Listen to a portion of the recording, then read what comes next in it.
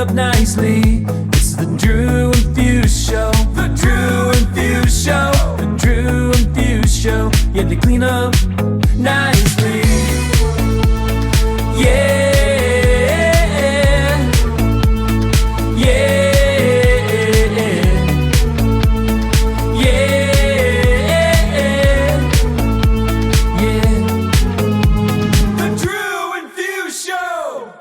Hey, Fusemania, how's it going today? Daft Punks of the world. Hello, Drew Pierce.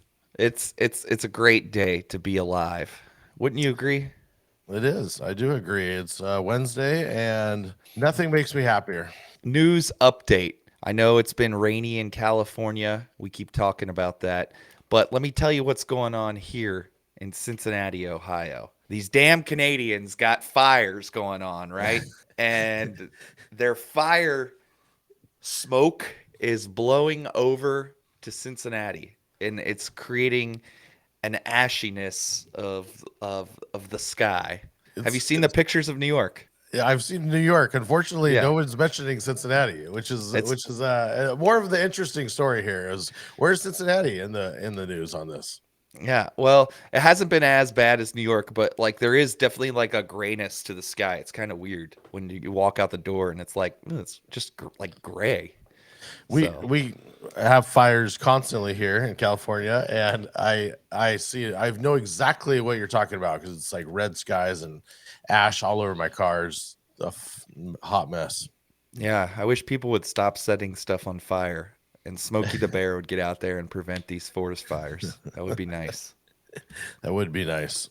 What else is new? Anything? Any news of the day? Oh, man, I got nothing. I know we have an awesome guest, but that's about all I got. We do have a great guest today. Real quick, if you have signed up for directmusicservice.com, make sure you use the promo code Drew and Fuse Show. It'll get you 30% off your first month of activation. Once again, that is promo code Drew and Fuse Show. It'll get you 30% off your first month of activation. Also, if you were in the market for lights, Drew and I have an affiliate code in the description of below for these. Both lightingusa.com/DAFs. That's the link. The link is below. You can get these uplights like Drew's holding. You can get Titan tubes that are like Astera tubes. If you were in the market for those, make sure you check it out. You can use this as a camping lamp. I think that this is how it works right here. Ready? Look at that. And I'm like a lighthouse here. So I saw a video of the Titan tubes. I have the Asteras, and I saw the Titan tubes are double the size for a fraction of the price. I mean, it's the best deal I've ever seen. And if you don't want a charging case, you can get them for $1,870 for 8 of them. For eight of them. Yeah, 8 of them. Still a steal. Yeah. I got 4 Asteras for $2,500. And they're not even the same size, and they're not even 360. So yeah, dang, get them. Only 180. It is. Well, like the light, the tube goes, so it's like lighting up everything, right? Yeah, and it's 10 times the size. It's a monster. That's what she said. And speaking of that, let's go with today's guest. We're gonna chat with him a bunch. He's worked with corporate giants such as Playboy, Red Bull, Viacom, Amazon, and Budweiser. He's worked with hit makers such as Foo Fighters, Snoop Dogg, Zac Brown Band, Linkin Park, Nelly, Guns N' Roses, Sam Smith, and more. He is a resident DJ for Insomniac events and works very closely with them. He is one half of the Captains of Industry. They are your favorite DJ's favorite DJs. Please help us welcome Graham Funke. What up, dudes? What's up? Does that intro come from ChatGPT? No. Yes, no, it doesn't. I wrote that very hard. I worked on it very hard. I probably should use ChatGPT to write these intros, though. Maybe they would do something better than what I'm currently doing. I don't know. Maybe they. I mean, that's the argument, isn't it? That's what's everybody scared of, is if they can write it better than the human. Well, if the writing strike is going to go on for too long, then maybe people will start using it. Well, no, the dude that created that show Black Mirror, you know, this show on Netflix, he I haven't said that watched he it, actually, but you know, I I'm yeah, I don't familiar. watch a whole lot either, but I know it's kind of bugged out. And he said that he had Chat GPT or AI or whatever write a script for an episode, and he said it was horrible. So, I don't know if they're close to like letting AI write television and film content or not. But as I saw on one of the strike signs, AI cannot recreate my childhood trauma. So that probably has something to do with why it can't create empathetic narrative and whatnot. You know. That's amazing. I saw Casey Neistat had done a video where he let ChatGPT write one of his videos for him and one of his vlogs, and he was like, "This is the most generic, cheesy thing I've ever seen." I mean, it's good that it could do stuff, but it's really bad, really Well, bad. see, now that you're talking smack, Skynet's coming for you first. Let's get self-aware. So watch out, my man. I've been noted. I've been logged in. Well, we do have Arnold on our side, so that is a good thing. Guy's turning old. I think he could still terminate a little bit. I think he still got it. We'll see. TBD. Yeah, totally.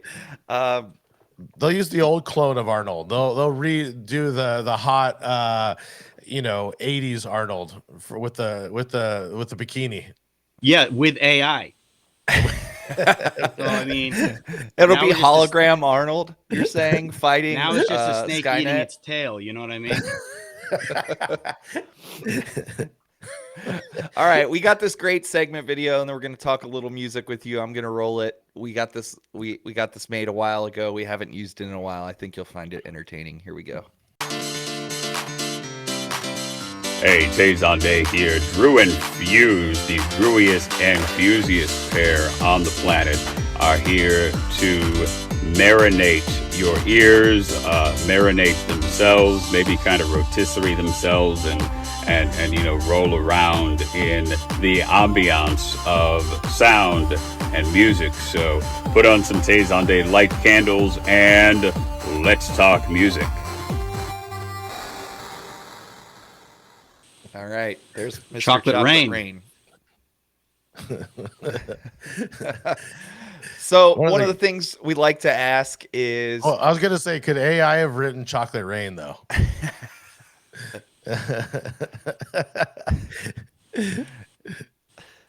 it's a work of art.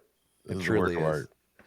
art. One of the things we like to ask and is if you were to have to pick one song to be your theme song, if you were walking into a grocery store or whatever, and it just plays as soon as you walk through the doors, what would it be? I mean, that's tough because it's going to reflect mood, right? But I do find the opening of "Free and Easy" by the Dells to be rather dramatic and theatrical. So I could I could live with that because I love that song too. So it would be nice to hear it walking into a grocery store, I suppose. Yeah. All right. Love it. Is there anything new that you're listening to? Any new music that's been coming out that you're into? No, I mean, I gotta be honest with you, and like maybe this is not what people want to hear, but most of my playlists that I listen to in the car, if I'm not listening to a podcast or an audiobook, it's mostly old music, old funk music for the most part, or old records. So it's not that there isn't new stuff that comes out that doesn't, catch my fancy or whatever, but the idea of chasing stuff down or just being abreast of everything is it's a fool's errand at this point because there's no buffer, right? You got to let cream rise to the top. So stuff comes out that I think is fantastic, and I'll either listen to it or play it. But I mean, the last new group I think that caught my fancy was Child, CHIIILD. And that I think came out during the pandemic, tell you the truth. But that was the last one where I was like, I really want to see what this guy comes with in the future. Not that there hasn't been great bands since then, but that one comes to mind anyway. Yeah. Okay. You're saying that like the Nicki Minaj Pound Town isn't your jam? Oh well, it gets a lot of play in my car. No, of course not. I don't. with no disrespect to people who enjoy that song or the artists themselves. Yeah, that's not what I'm gonna be checking for in my automobile. You know what I mean? Um, Again, it comes down to mood and everything else. She's a huge artist, and with the advent of technology, the uh, the prior constraints in acting as a buffer between what the consumer gets to hear, they're down. But that also allows for a situation where everything gets out there. You know what I mean? So who has the time or energy to sit there and you know, be the buffer for what's good and what's bad? Also, music is totally subjective. So Yeah, I was going through a bunch of new tracks the other day, and I was like, I mean, this is a great track. It's just, why am I keeping it? No one, no one's gonna hear it or like it if I play it. You can sneak it in and do the stuff. I'm talking new stuff, right? I'd rather just go back and reintroduce some old stuff than try and push something super brand new that just probably is here yeah, today, gone tomorrow. let it get some traction, and then most of these songs I'll consider them tools more than anything. Right. Or as we used to say, weapons of ass destruction.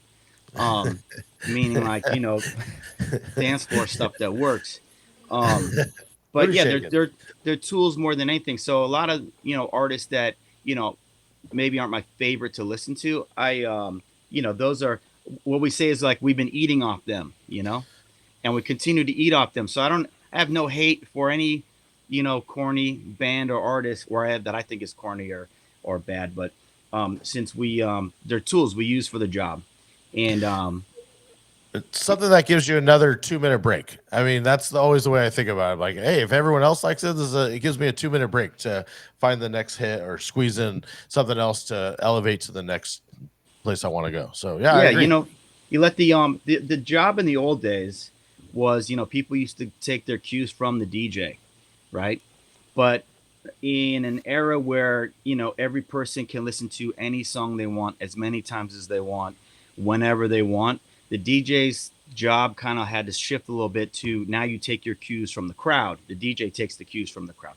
So letting some of these songs with like the massive output of music and the multiple platforms for putting out music, letting some of these songs get traction first before we're required to utilize them, it's prudent, I agree, and I think you're one of the first people on that has actually that have said that other than us. Drew and I say that a lot, but I think that it is true to this day of what happens with music. Yeah, well, this is a weird job, and it's it's hard to explain to the layman what it is. But it's there's a philosophical and a psychological approach to everything that we're doing. It's really a study of crowds, right? And what Study you're of body pushing. language too. Well, yeah, you want to look like you're not bummed to be there, of course, but um, you're selling an intangible product, which is a good time, which is probably only relevant till the next good time. So, do whatever you can to maximize that output. No, it's a good way of putting it for sure. What else are we asking? What are your 5 favorite tracks I right mean, that's now? a crazy question to ask a disc jockey, man. As people who have consumed more music than the average person, to try and like narrow down to 5 top songs that's pretty crazy. It's an Yeah. insurmountable task. these All right. are facts. I kind of want to know if you have to play 5 songs, or if you had to think of 5 songs that you're really enjoying playing out, even. Oh, well, playing out's a different story, but again, that's going to be specific to the event, right? Just off the top of your head, anything that you're enjoying. Well, Drew and I had a conversation recently about Junior Senior. This is a record that somehow has survived, first thrived, then survived, and then it thrives again, right? People, you still get a reaction from that song. And who knows? First, we used to wonder, is this a sample?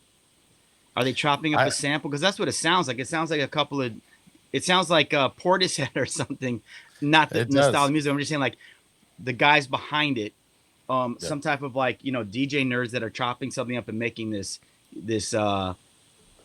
disco song in the late 90s, early 2000s, whenever it came out. But it turns out, you know, if you go try and find Junior Senior, whatever it is, it's just a band, you know. So it's really just Never like, would have thought that. yeah, it's almost like Jamiroquai, if anything, you know. So that's a song that gets played a lot, and it's been playing for a long time. And I feel like I play it more now than I even played it when we were playing it on Wax, you know, when it came out, for whatever reason. I just feel like that song is a song that it checks a lot of boxes. You could play it at a corporate event with you know, some real square people, and they'll get off on it. And you could play it for some college kids that rediscovered it or realized that it's a groovy tune, you know. It is a weird song. It's even that early 2000s, late 90s, just for some reason, so much different records came out that got the shine and got the light of day that, you know, today would never even have existed, really. Yeah, it's a strange record, and we're talking about "Move Your Feet." Obviously, I don't think we mentioned the name of the song. If anybody, I imagine everybody listening to this podcast will know the song. When you say Junior Senior, like I couldn't even name another single by them. To tell you the truth. I have no idea. I didn't even know they had another single. Yeah, it's almost like a commercial. That song is like could have been a commercial, and it just blew up. I wonder if, yeah, you mean like a jingle initially? Yeah, 100. Yeah, sure. Yeah. Maybe that's why it's so appealing and has such you know, covers such a broad, has such a blanket appeal, you know. I want to just left turn real quick. You sent me something yesterday. You write your own jingles as well, you know. Well, I don't know if that's my brother's bag. Okay. If you're discussing the Citibank commercial, I am. Yeah, 100%. That is more of when in the early 2000s when I was a thespian. And I had appeared in many commercials, but that particular commercial, when they were auditioning people, this is for a director named Errol Morris, who's a pretty big documentary director. Okay. He was looking for people to come in who have like rare talents. And I happen to play ukulele. That is a rare talent. Like, I don't know anybody that could play ukulele, like actually play it. Yeah, there's not a whole lot of people that can do it, but if you watch like the Hawaii episode of Brady Bunch, I mean, Don Ho plays it. I mean, there's people who do it. There's that guy Izzy with everybody's favorite wedding song, right? Kabakaui. Yeah, the tiki would come out. That was like doo-doo-doo-doo. That was like the tiki noise. Anytime. Yeah, see, I mean, God, this is a whole other conversation. But no, I had I had a phase in the '90s, and I was like still DJing at the time too. So it was like an interesting phase where I'm playing like, you know, rap records at nighttime, but also like super into like Hawaiian Americana stuff and going to tiki bars and whatnot, which is weird. You know, it's having experienced that in the late 90s, but then also going to Chicago and having RJ Melman, a tiki bar where they're playing hip hop called Three Dots and a Dash. I think that's what it's called. Was like a dream come true for me. What does the name stand for? Three dots and a dash. I don't know. It's got to be some kind of Morse code deal. 3 dots. Someone's gonna have to Google it. Who's your guys' assistant? Yeah. Who's the Googler? Bring in the assistant.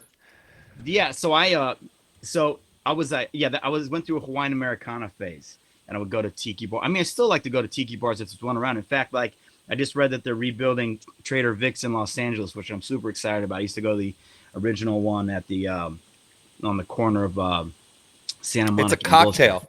What is a cocktail? Three dots and a dash is a cocktail, and it's named after Morse code.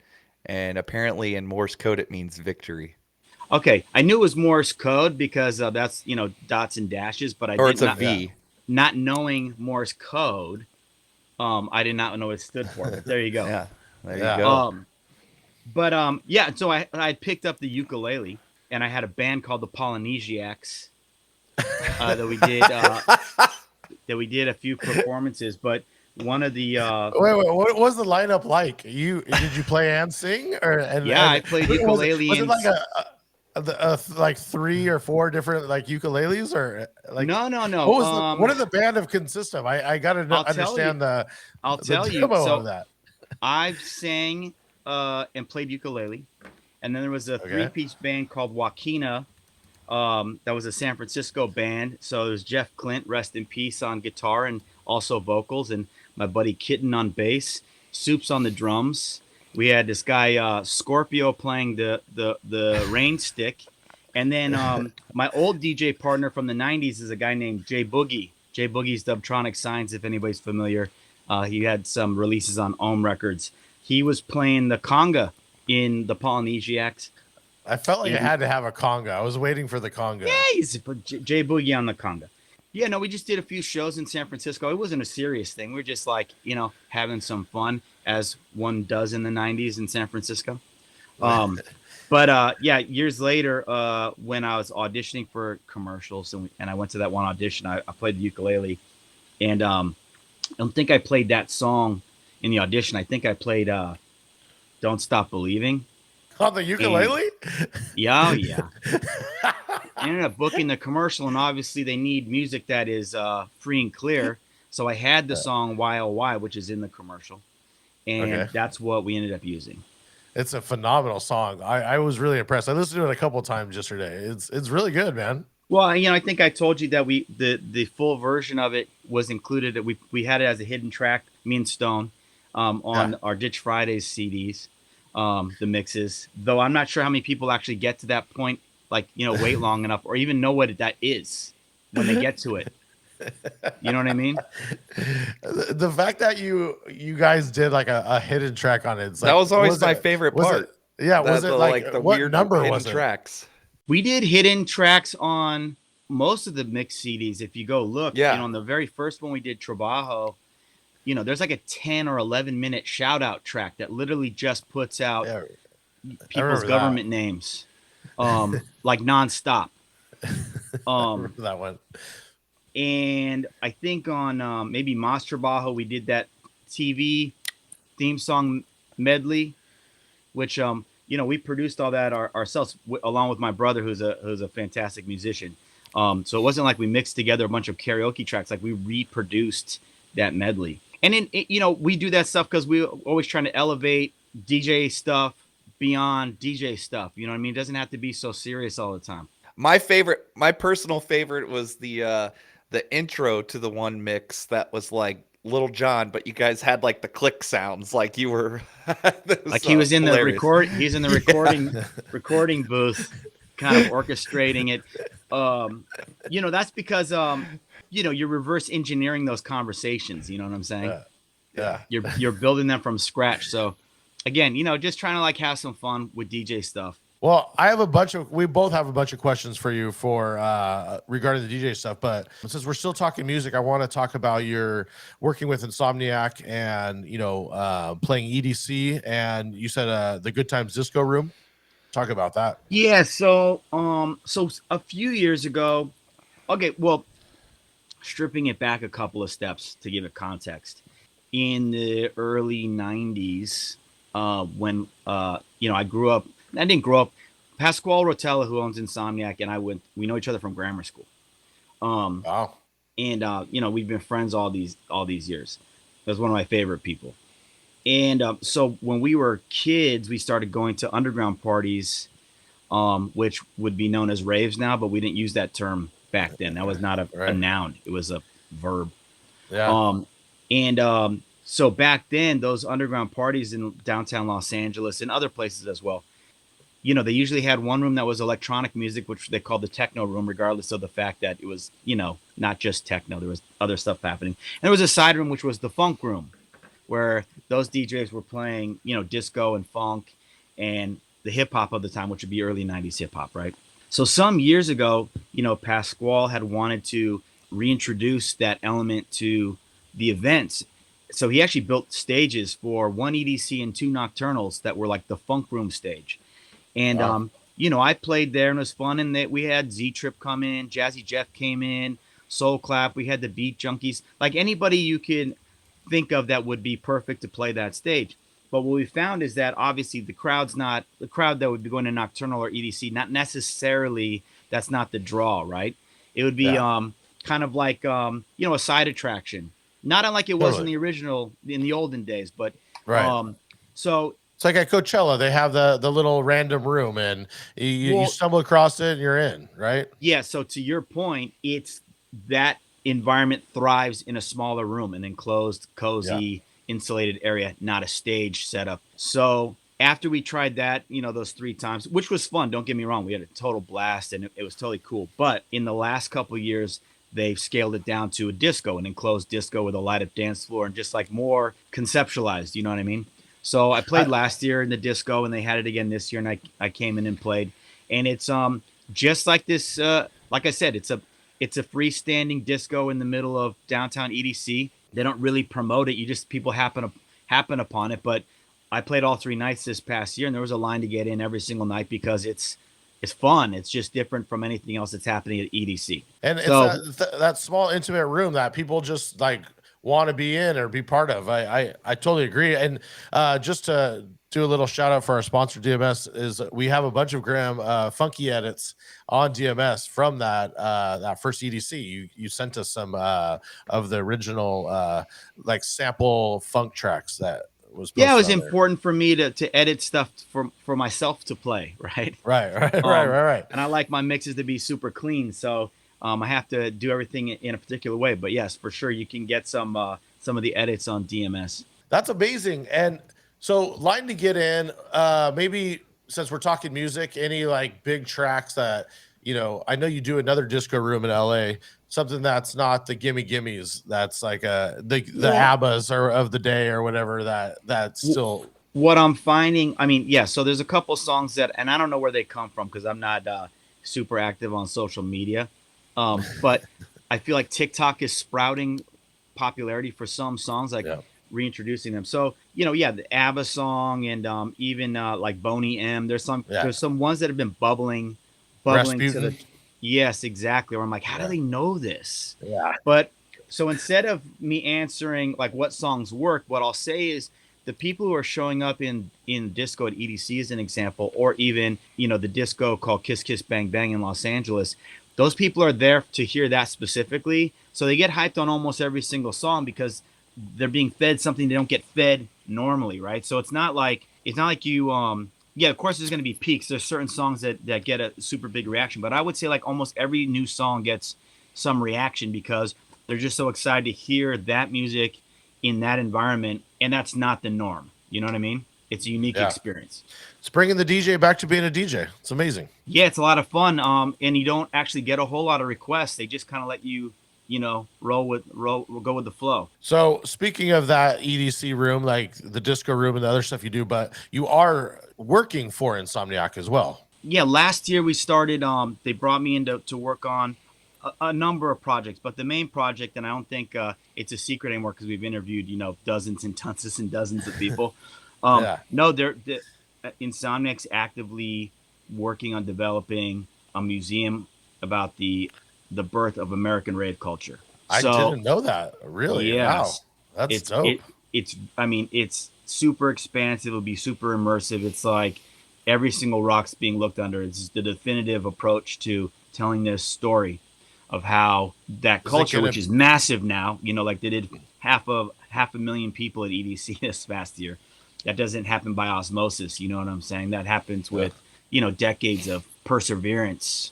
Where's the museum going to be based? That's to be determined still because, it would be great to have it, at least part of it, travel to different markets, So these kind of questions are still up in the air, and we're still in the middle of, putting the narrative together and talking to as many people as we can. We have just got so many people left to talk to. Almost every single interview, suggests another person we need to talk to to get the story, It's going to be like a Halloween superstore where it just takes over a Sears.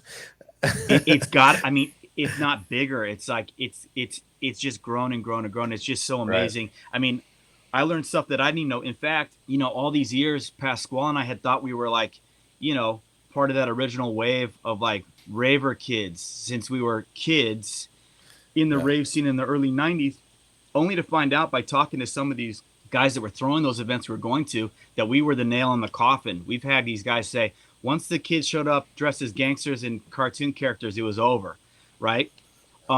So all this time we were the death rattle Meanwhile, we were thinking we're OGs, you know what I mean? So like we've learned a lot of stuff in the process, interviewing all these people across the country. And yeah, like I said, we're just trying to tell the accurate story. Essentially, it doesn't even have to do with Insomniac per se. Insomniac's producing it because they are the name of that, they're the face of that culture. But this really predates even the birth of Insomniac, which is 1993. This is the 30th anniversary this year. This is more like 87 to 92. This is what informs the start of Insomniac. Yeah, I was probably more the tail end. I don't think I went to my first one until probably 94, 95, 96, somewhere around there. Yeah, we But call it's those in LA. we call those years the Wild West. Like 93 to 97 was the Wild West. It's some wild stuff was happening. Yeah. I used to come down and do those events. I had gone to San Francisco for college, and but I would come down and do the Insomniac events like Nocturnal and whatnot, playing in the Funk Room. And it's funny looking back at some of those flyers. People that at the time I maybe wasn't aware of that later would go on to do cool stuff in the DJ world. If you go back and look, like they had Craze in that Funk Room, and they had A-Track in that Funk Room, and some interesting folks coming through. But again, weren't cognizant at the time. It's just like looking back at those flyers and going, oh wow. Right. Yeah. I remember, I think 96 or 97, I went to the Halloween. I don't know if it was Nocturnal or it was one of those like style or Halloween, I think is called Escape. That's their event during Halloween. This was like 97, 96, maybe. I don't know. We need the bookkeeper for this stuff. It's like right. Even being immersed in it, I'm still like, there's so much information. But I remember going to the happy hardcore room or just walking through it because it's so loud and obnoxious, or like the drum and bass or whatever it was, Well, also, you're talking about a period in which actually the music begins to get separated into genres. It gets delineated a little bit, and that wasn't always the case. So like in the area you're talking about 96, even with MTV and record labels and record stores, you're starting to see less of like just an all-encompassing electronic music movement and more of like, well, this is drum and bass, this is happy hardcore, this is GABA, this is trance, you know what I mean? Which kind of splinters the core audience. Right. Allows for all those little tents though. No doubt. Yeah. And it's cool to see. I mean, I've kind of been joking like that Ice Spice record to me is like a happy hardcore record, like a dumbed down, it's like that 140, like, it kind of has that. But I mean, energy. Without us talking to whoever produced it, I mean, maybe that person heard some happy hardcore and, without context, just was kind of like, that's a dope sound. You know what I mean? You never know. Yeah. Remember when T.I. sampled Crystal Waters? And I feel like I saw an interview where someone asked him about the track. He wasn't aware of the Crystal Waters track. It just had a dope sound to it, slowing down those keyboard stabs, Right. Is there anybody that you've got to interview or anything that's really stood out that you enjoyed talking to with that? God, there's been so many of them. I mean, even narrowing it down, and also I don't want to like expose of course, the prize is coming, but there's so many old school DJs that kind of like really, really, really towed the line to get us where we are. It's been amazing talking to them. But I mean, I'll talk about someone specifically because he was an inspiration, not just to me, but also the late, great DJ AM, which was Mike Messick's. He was a DJ who played in the funk rooms, but he's also very instrumental in like Los Angeles DJ culture prior to that. He was like the guy playing all the best Hollywood parties, friends with all the right people. And, I loved listening to him DJ, but I had, as a kid, made his acquaintance, and we ended up, driving him to a couple of the parties, and I would carry his crates in. And that's really where, for me, I was like, okay, I want to do this. Okay, I want to do this. I want to do this. And AM started the same way, carrying Mike Messick's crates. But later on. Right. And talking to him, he's just like, he's very sharp, and he has like a real grasp on, not just how rave culture evolved, but also like Los Angeles nightclub culture as well, because he went on to work for, most of the promoters throughout the 90s doing the good Hollywood parties. And, he kind of hung it up in the early 2000s. But I mean, I remember he invited us to his a birthday barbecue in Griffith Park when we were 16. The Beastie Boys were there, Red Hot Chili Peppers. What? Like he was just like, it was just that mix. You know what I'm saying? Yeah. Yeah. So yeah, we talked to him obviously because he was there, but yeah, he's you know, he's relevant just because for me this was an inspiration to me, but also you know, AM. I can't wait for this museum. I'm really excited. It's not close to what you're doing, but I was in DC a couple years back. It's probably 5 years at this point, 19. But they were doing the Burning Man stuff. They had all the Burning Man stuff, and so I could see it was like a lot of the costumes that were coming out and some of the different fixtures and stuff. So if you guys are able to dig up some of these artifacts or just some of the stuff that people have been holding on to, We've had many offers from people saying they have like just rooms full of this stuff. And I mean, Pasquale himself's been a collector even before starting the museum project. I mean, he's over the years collected as much as he can in terms of just the ephemera, you know, like the relics from the era, because it means so much to him, you know. But yeah, there's lots of people who are sitting on archives of stuff that, you know, been waiting for this moment, maybe not just to put them on display, because, you know, you're seeing a lot of stuff from that era inform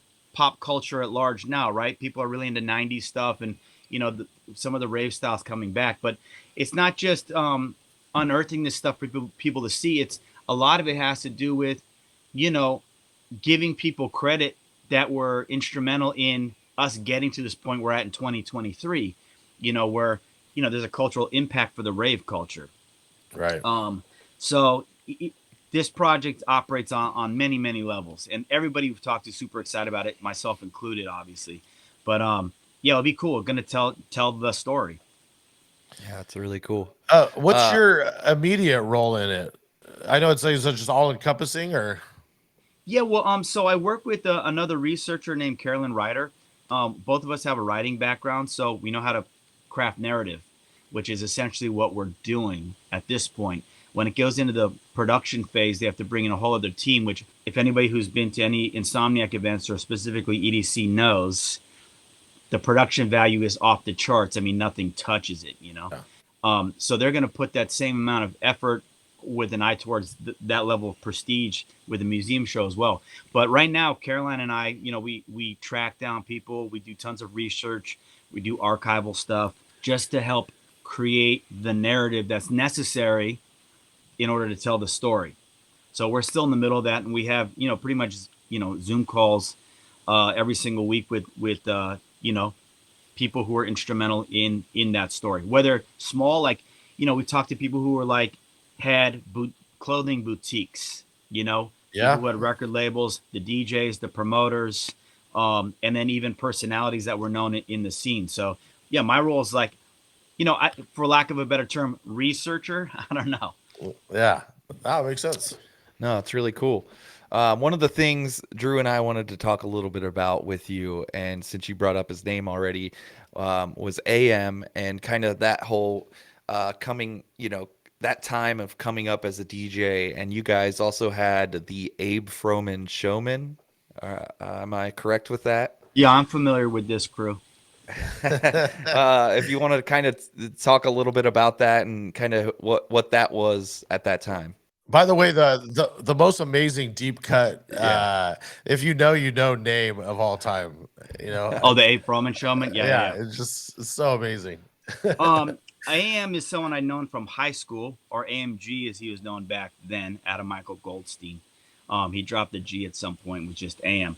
But I knew him from high school. You know, we were friendly, but it wasn't till I came back from, and you know, he came to some raves with us back in the early 90s too. He was not ignorant to that culture as well. And you know, he got brought in to do Nocturnal or EDC when it was in LA still. Like he played and it was you know, it went off. But yeah, it's someone that I, you know, is in the same social circle back in high school. And but when I moved back to LA in 2000, we reconnected. And LA at that point in the early 2000s there wasn't a whole lot of DJs working. It was before the explosion, really. So there's just a handful of us. So everybody was super supportive of each other and, you know, feeding each other gigs. And that was really what the environment was, you know. So, but I mean, I saw him go from, I remember it's funny, when the Crazy Town record took off, he was associated with that. He did the cuts on it and he was their tour DJ, but he had left the group and he was a Hollywood DJ. And, but I remember, the phone calls going from, a couple $100. I mean, I think the first time I saw him actually DJ when I moved back, he was literally DJing in a restaurant during dinner, not something you associate with like AM, right? Like, and I was like, oh shit, look, it's AM. But there was this time period where that record kind of blew up and he was getting associated with it and like his money, he's like, yeah, it cost $700 on a Tuesday, you start to see like his fame growing. But, and I kind of mentioned this in the AM project that Kevin Kerslake and Kevin Scott did. There was these things happening all at once for him, and which was, he was doing the best parties working for Brent Bolthouse and Jen Rosero, which were the best parties in Hollywood at that time, and they were blowing up. And then he started to date Nicole Richie, who at that time was being followed at all times by paparazzi. So he was getting spotlit as well, right? And so all these things happened at once, and it just kind of like elevated him. But when it comes to him being elevated in that fashion and someone else, the difference would be, because there's been people who've had a shot, after the fact, like that could have, harnessed visibility and turned it into something. The difference is like he was really just a fantastic DJ. He really knew how to read a room and like make it super creative. So given that opportunity of all these things happening at once, he's able to like, use it to blaze a trail. So, that all comes out of like those early 2000 Los Angeles environment, which, there's a lot of discussion about open format DJing or party rocking or mashup or whatever you want to call it, which, as far as I'm concerned, like needs a new name. The purest sense of DJing is open format. You go back to the guys that invented it. They were playing records from all different genres and finding the connective tissue, right? So you got guys like Kool Herc doing open format DJing when he's developing the concept of DJing. So the fact that like now it's some weird little offshoot of open format, I'm like, no, that's the DNA. Sorry. But in LA in the early 2000s, before anybody had designated, okay, well, this is mashup or this is party rocking or, basically just like mixing up the genres. That was being birthed out of necessity because, and this is happening in New York too, you had venues that you had to kind of accommodate a bunch of different clientele. So that required kind of like, well, let me play this Guns N' Roses record, and let me play this EPMD record, and let me play this Sade record. You know what I mean? Let me play this Gorillaz record. You had to kind of just like appease a wide swath of people. So as far as I'm concerned, like when we talk about open format, this is something that gets birthed out of necessity, not someone going like, oh, I invented party rocking, which I've heard people say like, oh, I invented this concept. I'm like, bro, nobody invented this concept. This happened organically. And, there's a reason why in around 2004, when Las Vegas was seeing that second phase of nightclub building, because there was a first phase, but the second phase with like Pure coming and Tao coming, they kind of were looking for people to do open format. And it's why you get AM at Body English in Las Vegas. You know what I mean? So it's like, but that's what transfers into you guys doing your own thing, right? Well, yeah, we were all doing that same thing. Like I said, it wasn't that any one person invented this thing. Well, it's just what we no, did. I don't mean style wise. I mean like that's where the Abe Froman Showmen and like some of this, this new agency style comes from. God, I mean, this is a whole other story. But yeah, we in 2004, I worked at a club in LA called 40 Deuce, which was like, it was a hot club. I mean, if you watch as an example the first episode of Entourage, it gets name dropped because it was the shit, right? That's where I've heard the name from, is specifically.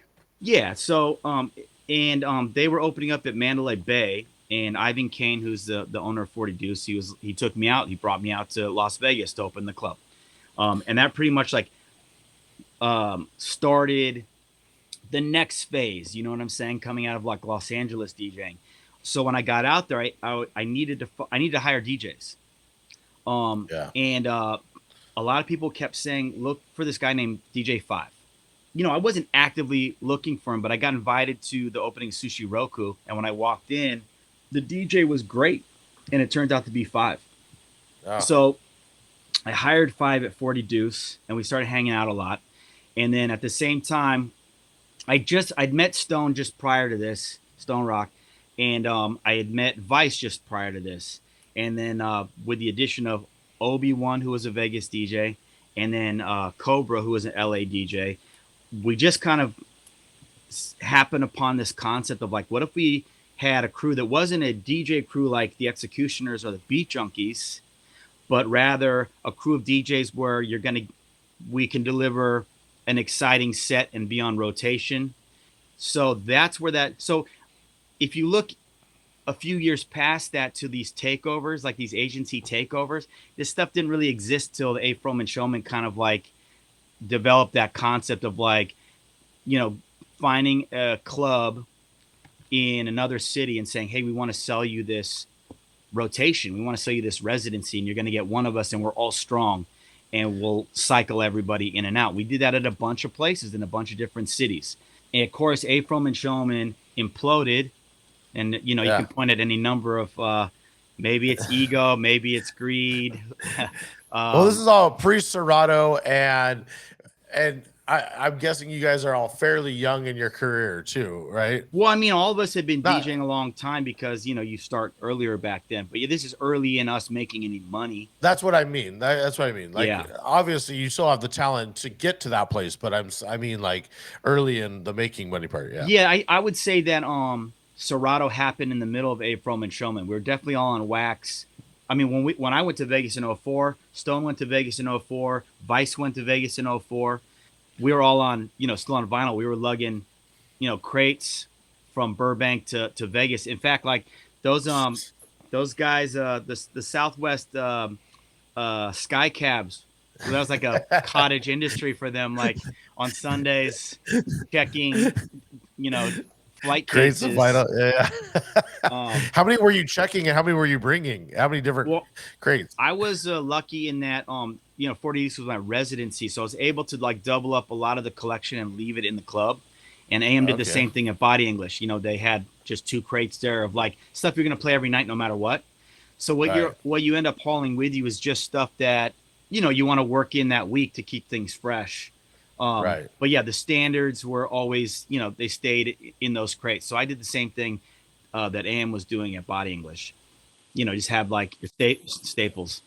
I remember going to Body English early and just seeing all the vinyl underneath the DJ booth and just all over the place. And it's crazy to me to, you know, I wasn't in that. I was a little bit later. So it's crazy to me just thinking of leaving half of your collection at a venue. Well, like I said, I doubled up. I mean, still in these stacks behind me here, there's records that have like a little white circle sticker on them.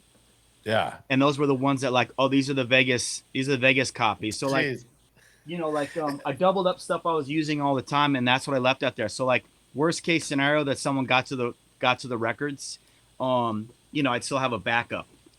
And so were anybody that came in that was part of the Abe Froman Showman able to use the same use some of your stuff? Or I don't think I'm naive to it. I'm sorry. I'm just asking. Just curious. No, I'm just thinking like I don't think any of us played at the same residencies when we were working in Vegas. I mean, AM was working 2 nights at Body English and Vice was working the 3rd night. So Vice might have used the AM's collection, but as far as 40 Deuce was concerned, that I had hired local guys like Benny Black to work there, you know, once Five had moved on, and Five had gone to Tao. So I don't think, I mean, not that I would mind if anybody used the records. You know, we're all pros, but I don't think it was like that so much. One of the things Drew and I wanted to talk to you about was you and Stone Rock together. You are the captains of industry. And one of the things that we always loved was your guys' branding and just your merchandising, and just you were very forward thinking at the time of what you were doing. Some of the things that I remember and can recall are, of course, the calendar, which was amazing. You guys had the hats, you had the cap stick, which was a stick for your lips, which I always thought was hilarious. And you Well, know, so one of the fallout from the Abe Froman Showmen not working out, we Stone and I both still love the idea of branded DJ stuff. We think there's strength there, and I mean I think that's become the norm in the DJ business. But back then there wasn't so much of that, and we had a lot of ideas of stuff that we wanted to do. And so it started with we had our own little like DJ roster back in the day with a lot of guys that wanted to do great things. And then we had gone to Deck Star after that, and then to Scam Artist after that, and so on and so on and so on. But during that entire time, we always had an eye towards doing high concept, highly executed branding items. If you want to do it right, do it yourself, right? Yeah, and also, a lot of it had to do with just trying to like insert some fun into, I mean, with no disrespect to anybody who's about to hear what I'm saying, you guys included. Every promo shot doesn't have to be a DJ wearing headphones or like holding records or like doing their like it doesn't have to be like or like holding sunglasses. I don't know, like I just felt like,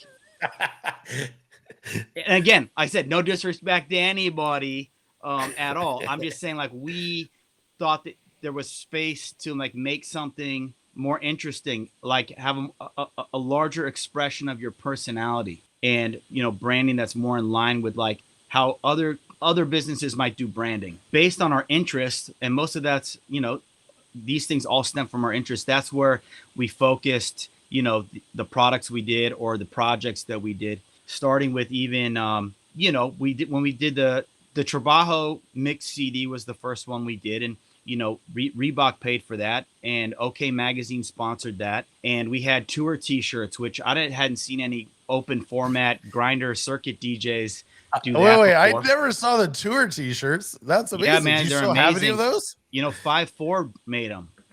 The clothing company 5-4. They made the we have some somewhere. That's fucking genius with all the dates on the back. Yeah, the like dates on the back, and there was artwork on the front. And we did that photo shoot of the construction site. But in addition to making this CD, that tour, which I think was 35 cities, we gave value to the club. So anybody that booked a tour, 3 of the people in the club, we say, okay, here's a link to Reebok. Choose your size and what style of shoe you want and what color scheme you want. We're sending them to the club. Right. OK Magazine, which did some features with us in the publication, would drop off an entire box of the current issue on the date of the event. And then we had tour T-shirts that we were passing out. So like we would offer this to the club. So like when you booked us for whatever it cost, you also got this added value, and you got to promote it as it's Reebok, it's OK Magazine. It's not just like another like one-off with a DJ or whatever. So that was really our first project. And that Trabajo, the CD, that was our first outing using Ableton, and I listen to it now and I go, this is a great CD, but I wish we could fix some stuff on it. But we were, it was early on. It's 2007. It's hard to go back and listen to them and like overanalyze it, because I just revisited all of those, and that album, that whole record still holds. Actually, all of your guys' stuff is still amazing. I appreciate that, but I'll tell you why that one stands out more to me than the other ones. That's years and years and years of signature mixes on the CD, right? So like it's a band's first album. It's your sweat and tears, right? Yes, sleeping on couches. Yeah, it's that first album. You've been it's been in your pocket for years, and then you finally put it out, and then how do you follow it up? And true to form, even though I believe our second CD is pretty good, it is the sophomore slump. I don't believe that, but I can. It's different than the first one. I can see. Yeah, that second one. That was also during. It was in the middle of like that electro phase, and I think I was working at Tal Beach a lot, and so you'll see the influence there. But that cover work was Kanye had put out like a book, like a little square book, and I can't remember the name of it. I have it here somewhere, but that was what the cover was based on. And then we did Mas Trabajo, which, you know, that cover work, we had a pretty big photographer do that, and we rented location. And that came on the heels of us renting a location to do like what we call the emancipation photo, which is, I don't know if you've seen it, but, you know, Stone's dressed, he's got like a shotgun and he's holding pheasants, and then I've got a powdered wig on. And Yes. yeah, this was like our emancipation photo leaving Dexstar, you know. But, you know, we employed similar tactics for the Monster Bajo CD. We rented a mansion with a gaudy bedroom. And no way. You rented a whole mansion and then decked it listen, all out? Is that not just rent a mansion, but that requires a location manager, like a location scout. Like, it got scouted. I gotta dig a little bit deep on this. What, to me, you guys again are like the pinnacle. Like everything you have done is like always been amazing to me. I appreciate it. At what point are you sitting down and you two, hearing you two, I can already hear it, like you two just coming up with this idea. Let's get a fucking location scout. Like, how does this come about? Like, I gotta know the story. It's so mind-boggling to me. First off, let me just say this: Stone and I don't have fights because we have a mutual respect. He knows and I know that we're never going to say anything to spite the other one or to cut the other one down.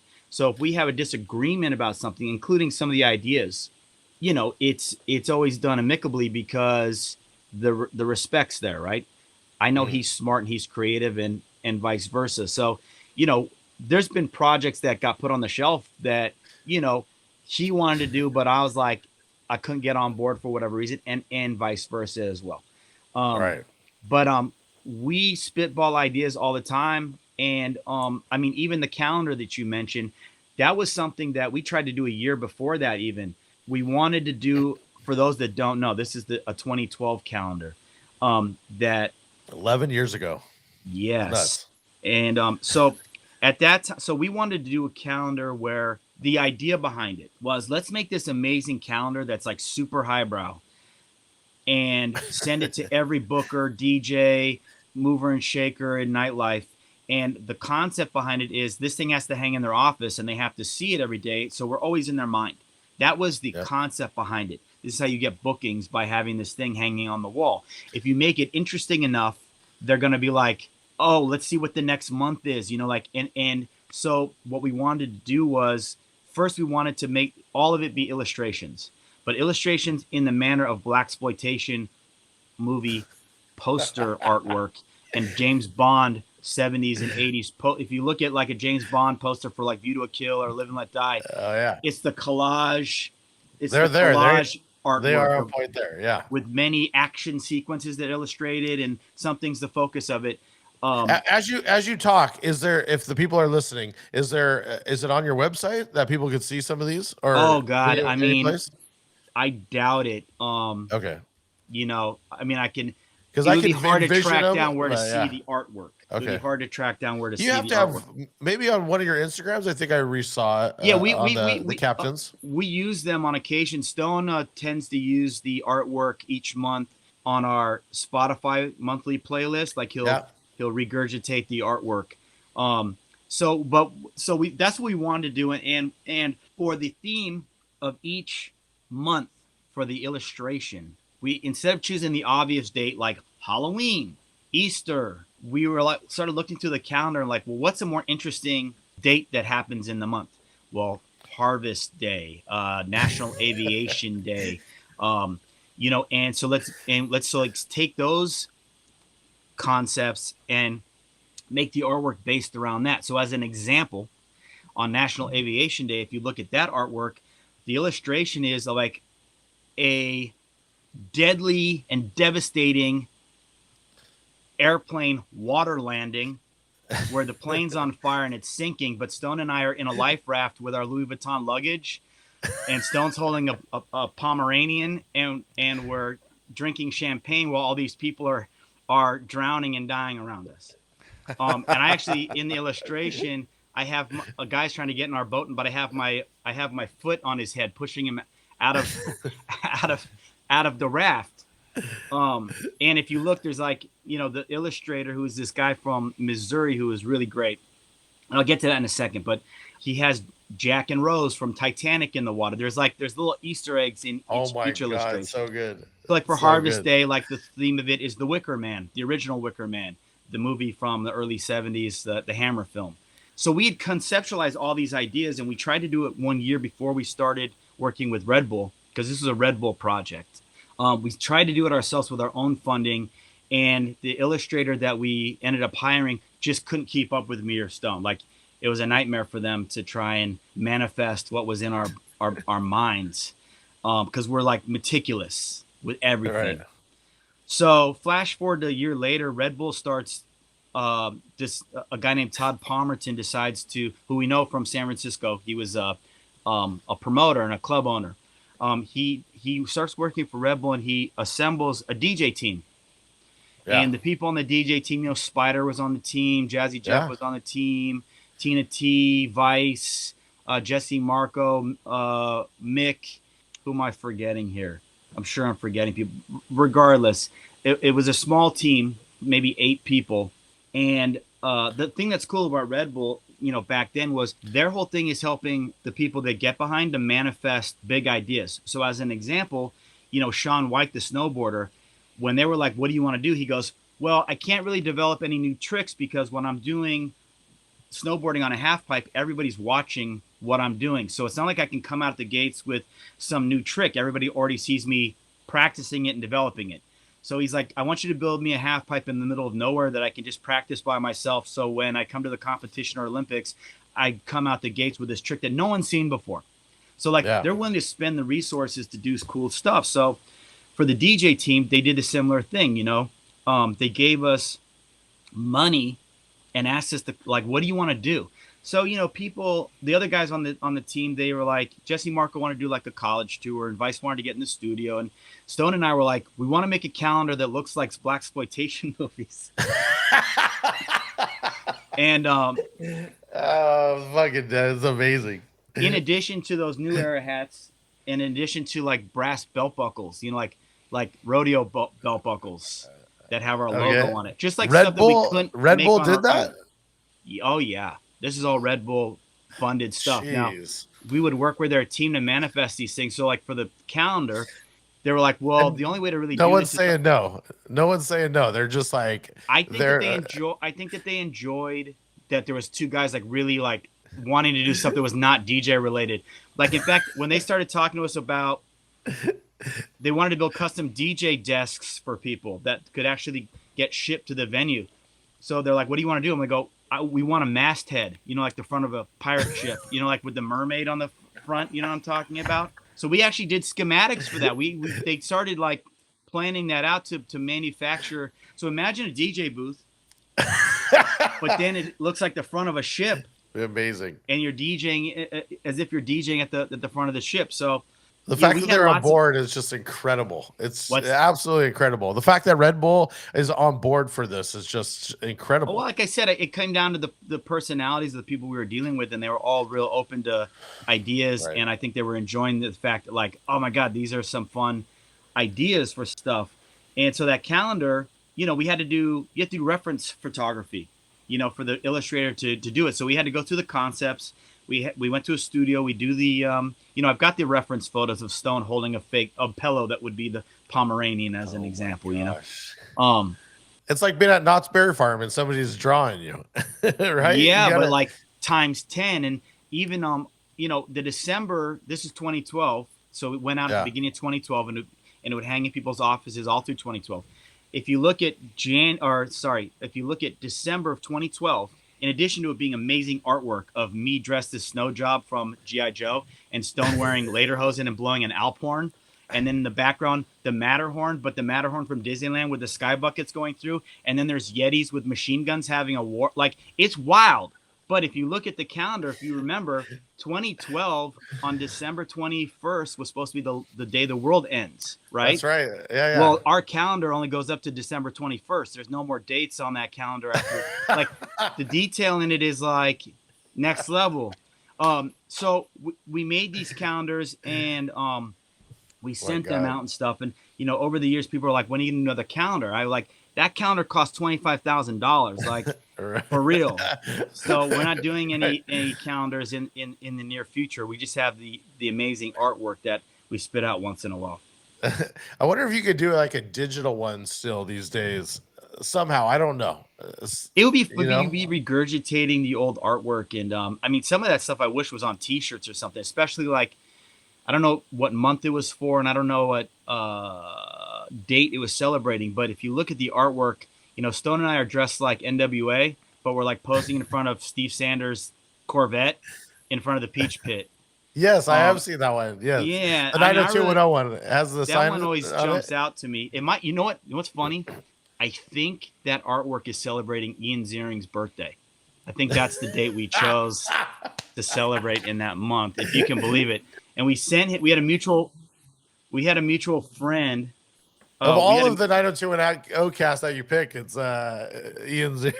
Well, we chose him because we used to make jokes when we were on our own. We were part of Sanders' management team. Like Steve Sanders managed David Silver for a bit. So we would always make these jokes. And we actually met Ian or Ian. I don't know which. I thought it was Ian, but I think everyone calls him Ian.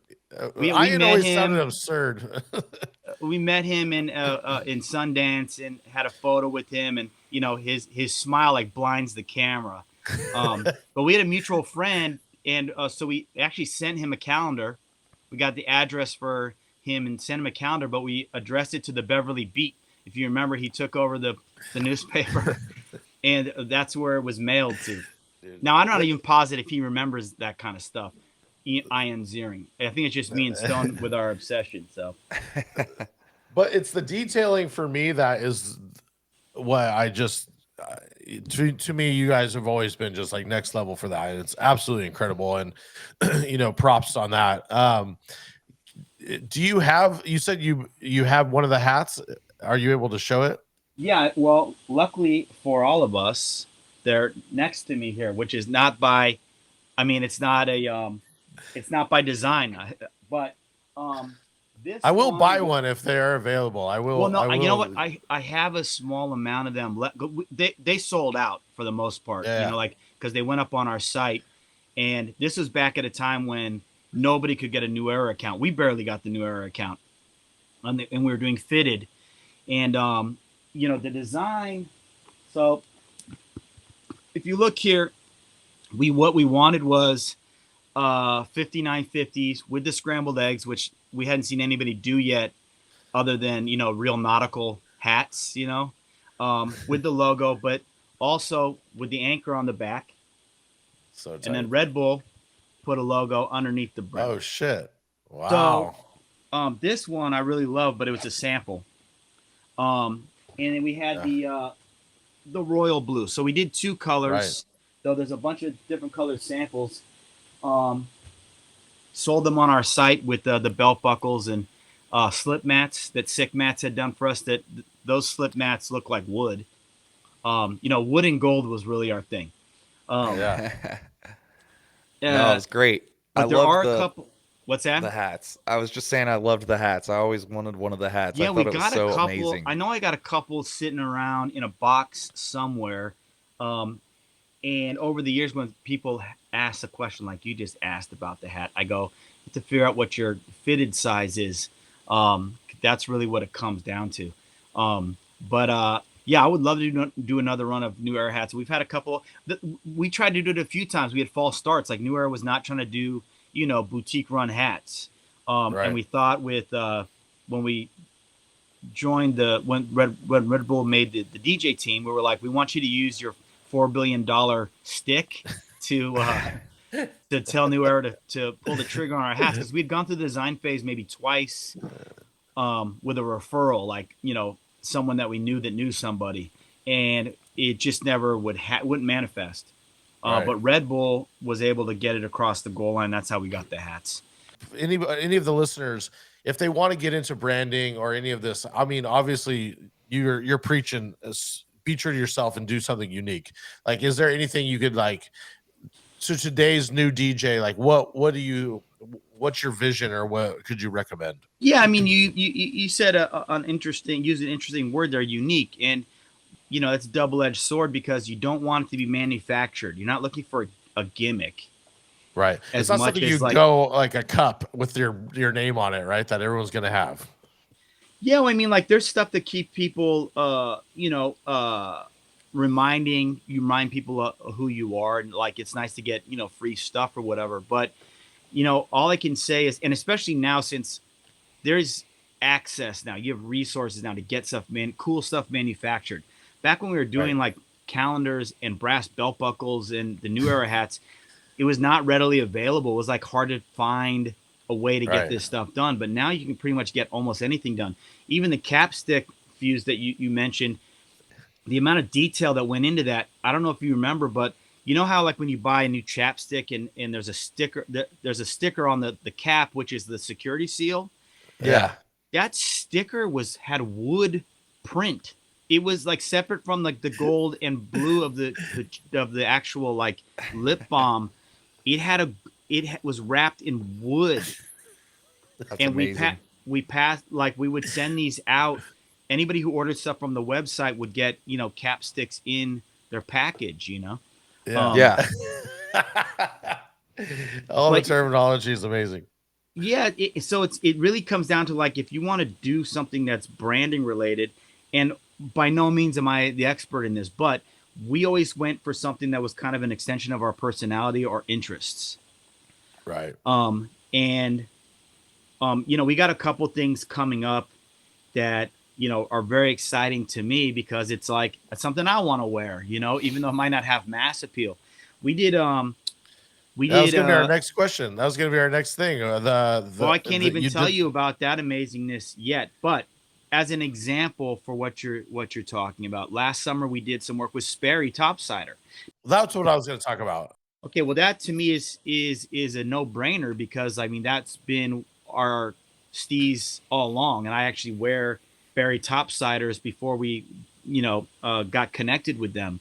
And we did some playlists for them, and we actually like went through a process of like maybe designing some shoes, which those didn't manifest. And again, we've been through this so many times of stuff not manifesting for whatever reason. But we went out and did their summer launch, and we had a great time. And we got some shoes, and they did cut some video and stuff. And that's the kind of But for the listener, the Sperry launch was you also did like it was like a yacht rock album or a little mix for that. It was the yacht like rock geared mix towards that's that? known as Yachty by Nature, which that was a shirt of ours that we had in the old days, Yachty by Nature, that we used to sell. We did that mix for Sirius. Oh, that wasn't for the Sperry. No, that was for we did some curated playlists for Sperry, but the Yachty by Nature mix was done for Sirius, and they play it. I think they still might play it still on it's on Shade 45. They play it. Really? Rude Jude had come up to us. I'd met him a few times actually, but he was like, "Would you guys want to do a mix for Memorial Day or Labor Day, whatever would be appropriate? Break from the normal programming of Shade 45." So that's what that was for, not for Sperry. Though we push that a lot because it's a pretty good mix, and we don't just call it yacht rock. It's yacht rock and yacht rock adjacent is a term that we've come to rely upon because, even on the Yacht Rock channel in Sirius, it's almost the same 20 songs played over and over again. And there's so much more music that is kind of in that pocket, that's sharing the real estate. So we call it yacht rock adjacent, stuff that kind of like, would go along with the quote unquote core yacht rock programming. So that's what that mix is. It has some of the classic, but then it got stuff that, we think also works there. One of the things too we kind of wanted to circle back around to is that you mentioned when you were talking about AM and doing Brent Bolthouse parties that both you and Drew now work for them again at your Bungalow spots, and just wanted to talk kind of how that circled back around to you working at that venue and Drew as well. Yeah, Brent Bolthouse and Jen Rosero were really like nightlife royalty through the 90s and early 2000s. They like threw the best, most exclusive parties, and they continue to do that. Obviously, like Bungalow is a huge success, and they also own and produce Neon Carnival. So like even decades deep in the game, they're still killing it. But Bungalow was a concept that I mean, that's been the first one, the one that I work at in Santa Monica. That thing's been open, I think, 12 years now. And the idea that you have a nightlife venue, now it's not a nightclub, but the idea that you have a nightlife venue is still not just in existence 12 years later, but literally has a massive amount of people trying to get in on a Saturday. It looks Yeah. like Space Mountain on a Saturday with people lined up to get in. The fact that you have that much longevity and still be completely relevant and popular is a unicorn. It's a Yeah. unicorn. And it's a True. testament to them because not just have they been able to operate this venue, but they've really stuck by their guns in terms of their branding and their programming. They didn't didn't change music with the seasons. It's not like they're playing all new stuff. They're sticking by their guns. Their branding it's the Bungalow. It's supposed to be like a fun house party where you're going to hear a little bit of everything. Everybody's going to get a taste. And you really have the freedom and license to play serious, real, genuine, authentic, open format. You give Yes. everybody a little something. So I really got to give it up to them for like not just like keeping the home fires burning in terms of like sticking to their guns like this is what Bungalow is, but their continued success. I mean, they continue to expand. They have 4 now, and I'm sure there's more on the horizon. So, I mean, I'd known them over the years just from going out to their parties where Ann was DJing. I started working for them at Bungalow about a year before the pandemic. They brought me in to do a Monday disco night, like kind of like a service industry night. At that point in time, I was like just traveling, DJing, Yeah. on the circuit, running around the country and playing like, nightclub stuff, current, big room EDM, current hip hop. You still do a handful, but I do a it's handful, but narrowed down. I've whittled it down a bit just because the pandemic kind of like I started to appreciate something I'd not experienced before, which was like being at home for a stretch of time and having like peace of mind, and time to reflect and stuff. If you're just on an airplane every single week, it's hard to like decompress. So I started working for them about like I said, a year before pandemic, and I would fill in if they had slots like, hey, can you cover this Saturday?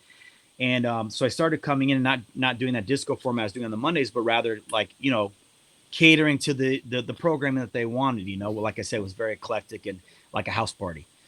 So coming out of the pandemic when they reopened, Jen Rosero was like, hey, we want to bring you in to be a resident. And that's really the focus of, something that they stick to in terms of the bungalows, which is different from, how the trend of nightclubs over the last however many years, which is, every single week at most clubs are bringing in a different guy. And so Right. it's so hard to like catch a vibe as opposed Yeah. to the olden days where you have your Saturday night resident and he knows how to work that room and he knows how to make that party go off. He walks into it with confidence because there's nothing to be self-conscious about. That's his night, that's his room, his or her. Yeah. And so they really, that's how they do things. They have residents on their nights. You build the night. It used Yeah. to be that way. I don't know where things change. Where like a venue's like going to have somebody different every Friday and different every Saturday. I've heard so many DJs equate DJing to being a stand-up comedian because if you're just going to go into a room 4 times a year, maybe you get lucky and everything goes off like it's supposed to, but maybe not. And I'm talking about open format circuit DJs. I'm not talking about hard ticket sale guys. If you're a hard ticket sale guy, people coming to see you do your thing. You're coming to see Calvin Right. Harris when you buy a ticket for Calvin Harris. Talking about the guys that go on the circuit and are just brought in because they know how to work a room. I love working for them because not just do you have an opportunity to play fun stuff, but when you have venue owners that have your back like that musically, and both of them are like music heads, you know what I'm saying? Like Yes. they're music lovers, they're consumers of music. They have like a Just massive art in general, really. yeah, both of them. They're Yeah. encyclopedic in terms of like their knowledge of music. But when you have 2 owners that are kind of like, I trust you to do what you're supposed to do, it creates a confidence in the DJ that you're like, okay, well now let me stretch out a little bit. Let me take some chances with stuff. And you kind of like get more creative because you're not worried about some assistant GM who's been working at the club for 2 months coming over and asking you what you're doing because they never heard that song before. You know what I mean? So it's Right. just it's a different approach to nightlife that I find fulfilling. And for me, it's like, well, that's just a dream gig. That's the culmination of everything I like to do. Kind of an eccentric and eclectic approach to programming, but rocking the party. You know what I mean? Yeah, no, 100%. I did want to bring up something. I know you have a very successful family. Your dad and your brother, your brother Evan Funke has a new restaurant. You did all the music programming for it. And it's kind of on par with all this curation that you're talking about and originality. Yeah, just touch on that. Yeah, putting together programming for like a restaurant or hotel or whatever is gonna be different from DJing, obviously, but there's still there's common elements because you want to keep the vibe up, right? Well, it means everything. It just as the same with the bungalow having a vibe, right? It means everything because you go to a yard house and they're playing it's just the same shit over and over. So like having like a unique curation, and I know one of the DMS guys, Simo, works with Shecky, and they do the what was it called? Fuse Playback Prodigy. Yeah, that's Prodigy, who. right. That's I did my brother's new restaurant called Funke. Yeah, Shecky and I did the music. We're using Playback Prodigy over there. When my Okay. brother had hit me up to talk about doing music, I was Shecky's who I thought of first just because I knew he's already doing this, and I know that there will be a shorthand between me and him in terms of like what needs to happen as opposed to trying to navigate Spotify or whatever. Yeah, So yeah, Shecky and I put together a bunch of stuff like based on what my brother likes and what his partner Kurt Rappaport likes. Yeah, Shecky has a whole team on his end. Does multiple venues. He's got plenty of clients, but this is the first thing that I done with him. We try to keep it cool, keep it hip, not make it like the average restaurant music listening experience. And one of the things that the Playback Prodigy is nice is it kind of makes it a little bit idiot proof. Nobody's got to go turn anything on or switch a playlist or anything like that. Well, and like I said, it's more of a DJ approach to it because they're truncating stuff. I go in restaurants and you're going to sit, through listen to a guitar solo or a drum solo, and truncating some of the songs, like just give you the meat, not unlike DJing, is a good way to do it because it keeps the vibe up. Is there just a handful of songs you can mention, maybe that vibe wise of the restaurant, or anything else you want to mention in regards to? Well, yeah, I mean, obviously with Shecky's pedigree, there's gonna be some golden era hip hop in there. Yeah. For me personally, I love Gangstar and I love De La Soul. Those are my two favorite rap groups, right? So got to work those in there. But we also have a bunch of funk records in there. Some of my favorite joints in the rotation, but also try and work in some of the newer stuff like like Tame Impala song coming in, or like we try and just try and mix it up and make it eclectic like we would during open format DJ set. So one of the last things that we like to do, we call it the sauce. We have another high quality video that I'll roll, and then we'll kind of come back to it. And the sauce is just the takeaway from the episode. Any advice for new young DJs, anything like that. So I'll roll this video and we'll come back. The name is Bootsy, baby. And this shout out goes out to Drew and Fuse, all the way from Cincinnati to the LBC Bobble. Yeah, I was told you guys are quite the chefs. And you got a delicious sauce that you cook up. Ooh! And it drips that swagoo and breaks down the recipe. Yeah, and you giving up the P, cause it's funky. As in good, that is, finger funkin' good. On the one by the power of the one. Yeah, without that, there is none. So get yours and be in tune with the one that loves you. Get it, baby. First off, did he say recipe? Yes, he did. Yes, yeah. Because I gotta start incorporating that into my own lexicon, recipe. But Stone and I were in Cincinnati at some point And it might have been a Red Bull gig. I don't remember, but we were there, and it had to be Red Bull because I think the rep was taking us out to dinner, and he's like, "We're gonna go to this place called Bootsy's," and I was like, "So is it Bootsy's restaurant?" They're like, "Yeah, it is." Except when we walked in, I was like, "This is like a House of Blues. This is just him licensing his name. There's no way this is his restaurant or whatever. This is just like a money grab. Like, he's like, yeah, you can use my name and pay me this." So we went and ate there, and it was whatever. But walking down in the lobby was Bootsy Collins hanging out, and I was like, "Oh snap! It's really Bootsy Collins." So we went, chopped it up with him for a second. So I was impressed. We actually met Bootsy. That's That's awesome. dope.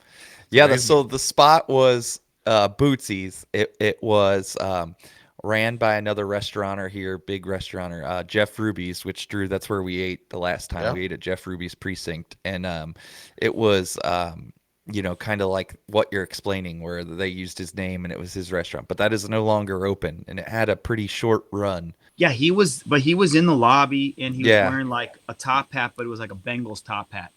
Yeah. Or Brown. Yeah. Browns, It's- Bengals, what's Cincinnati? Bengals, The Bengals, yeah. Yeah, And I was yeah. like, That yeah, sounds like interesting. Bootsy. Yep. It was cool. That's awesome. He's a local. He's a Cincinnati native. Yeah, yep. Yeah, Ohio has like a deep heritage with the funk records, including but not limited to Phazo, which is somewhere in here. Well, Love it. wait. That's a great Bootsy record, but we need what is your takeaway for any young DJ or just anybody that maybe wants to get into writing or just expanding their horizon in the DJ culture? Since it's a DJ podcast, I mean, the advice that I would give anybody is like make sure that your motivation for wanting to do this is on, true north. Because when I started, and I'm sure it's the same for you guys, there wasn't really money or fame attached to it at all. It was just love of music and the desire to find interesting ways to put it together, and the reward coming with the reaction of what you're doing, right? Yeah. It's very organic, the drive for the job. And soon, and there's other trappings, obviously, for being a DJ back in the old days, booze or attention, whatever. But as time went on, especially like moving into the early as the 2000s progressed, and the DJ kind of became an entity. Where like there's no reason for me or Stone to have appeared in like tabloids, right? But there was a time when people were focused on that kind of thing, and so DJing suddenly you can make real money, which there was no real money when I started. You get a couple $100, but then suddenly there's huge contracts, and suddenly people are paying attention in the media and pop culture, and that's where you start to see an explosion of DJs, especially when it went from you had to build your record collection to I just use my iTunes and someone can give me that library. So now suddenly anybody could be a DJ. And so your motivation truly could be driven by like making a lot of money or wanting to be famous. So I feel like it's dangerous. And we've seen many people come and go who try to be DJs because their motivation wasn't pure. You know what I'm saying? Like they weren't really in it to win it. They wouldn't be doing it. If someone was like, hey, come drop a set at my Around the Way Wednesday night spot or whatever, they would be like, why would I want to do that? Whereas like, I'll jump at it. You know what I'm saying? Yeah. It would be fun. And so, yeah, for DJs now, and I feel like it's pointless to even say this because regardless of what I say, there's just going to be those kids that are motivated by wanting to spotlight and making it about me. And I always say this to most DJs I talk to, including like when we have a confab with the Bungalow DJs. It's not about the DJ, it's about the party, it's about the vibe, it's about the venue, it's about the people, right? And anybody any kid who's starting now is like who wants to make it about him, but you're just like you're way off base, Yeah. So DJ advice is it's so far, the horses are out of the corral. You know what I'm saying? Like it's pointless for us to like try and like rein it in or think that our influence is going to change anything about how the culture is at this point. But you can hope, I guess, if you have some, you know, some listeners that are, you know, starting out and like wanting to take to the next level, you know, check yourself, obviously, you know, make sure that you're really about this and not about something else. Because there's easier ways to make money and easier ways to, you know, get some notoriety. Yeah. sure. I just can't see myself not doing it. For me, Same. you know, I just kept getting pulled back into it in the early days. And anytime I would try and get a real job, it would just be like get sucked back into it. And at this point, I try and champion just the DJ and as a culture all together, because I think no one else did it for us, you know. Yeah, no, I totally agree. I feel like I'm always going to do this.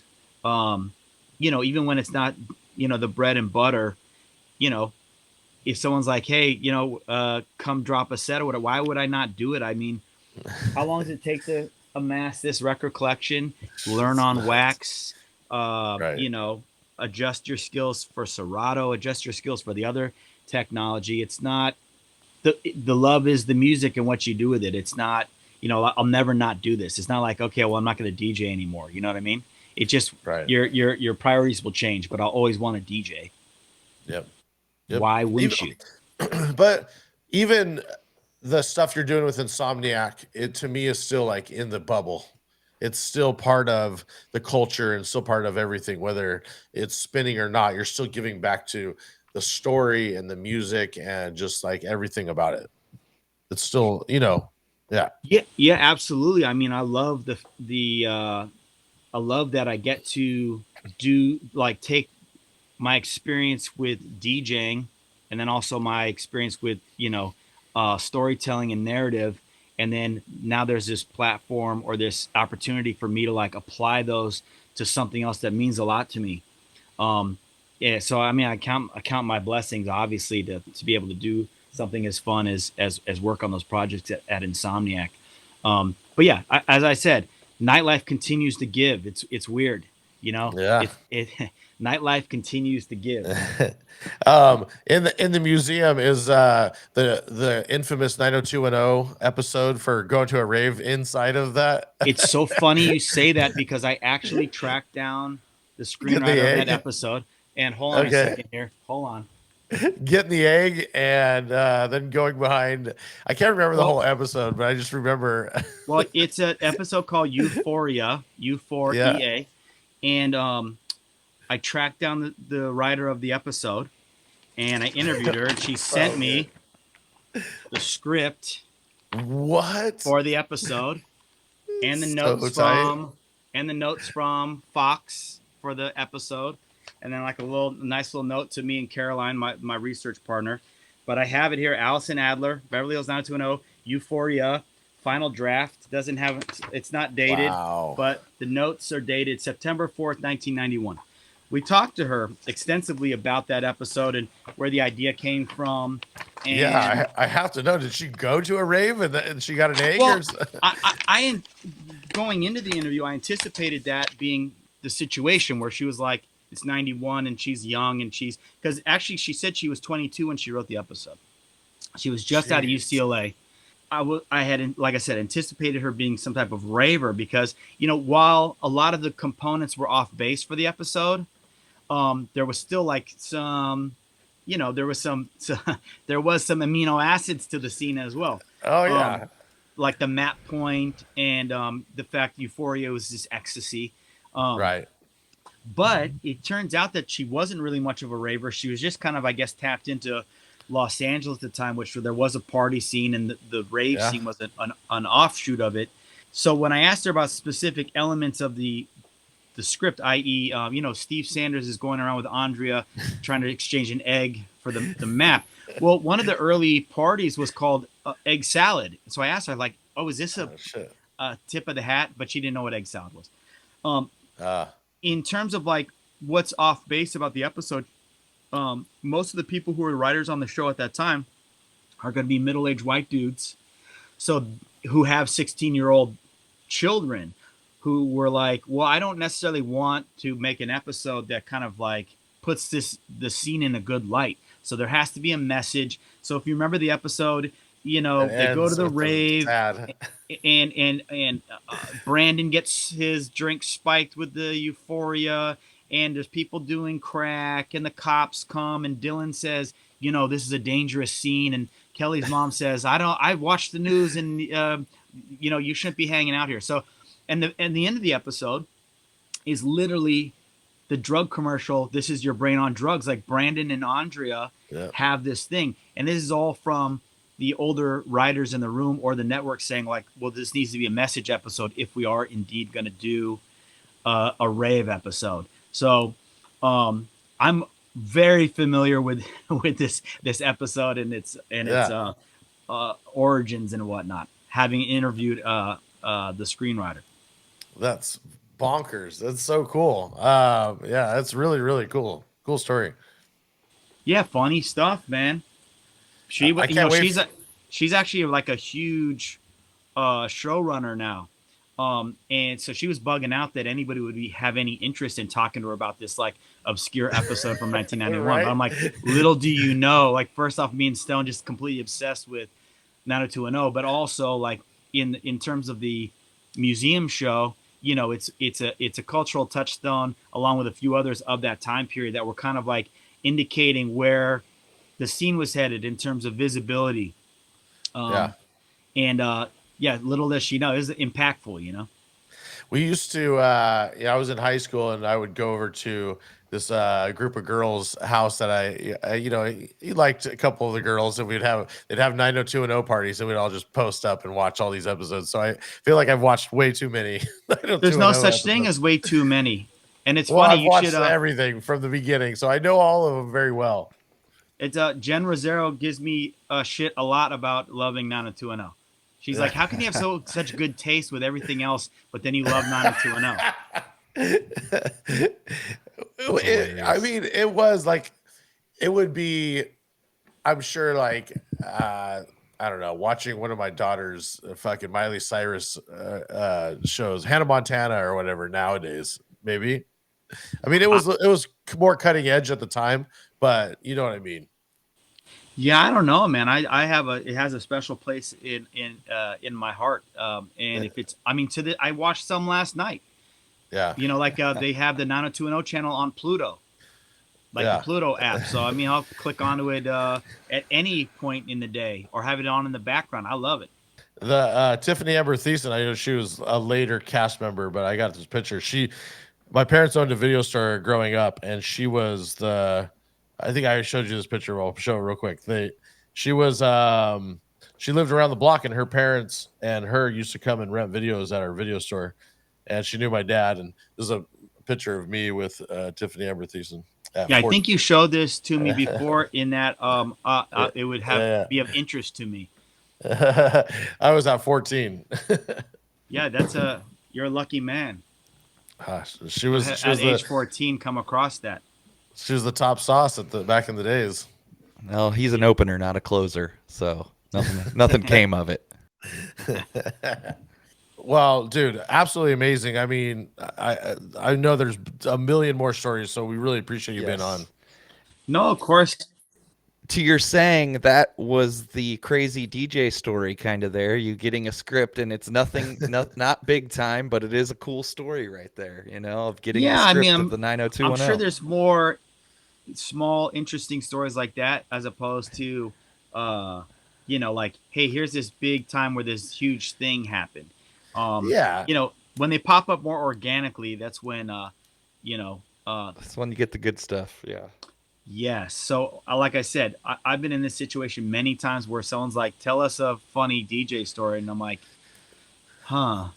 And I look at Stone and we'll be like, God, there's so many funny stories. And then you're like, can't come up with even one of them. So, no, I totally get it. But yes, thank you so much for taking the time to chat with us today. Thanks for letting me spout off. You know, it's always fun. Yeah. No, we're huge fans, dude. Definitely. Yes, definitely. If there's anything you want to promote or anything that you want guys to check out or find you online, feel free to mention it. Well, yeah, you can always check the socials for me and or Stone. We put out a Spotify playlist, and we got a couple things that we keep talking about doing that I'd love to pull the trigger on and re-enter the ether. But let's not set ourselves up for failure here. Let's when it's ready to drop, it's ready to drop. But I'm still running around. I work 2, 3, 4 nights a week DJing. I can be found. I'm around. Awesome. And if you guys are on DMS, you can find some of his edits on DMS as well.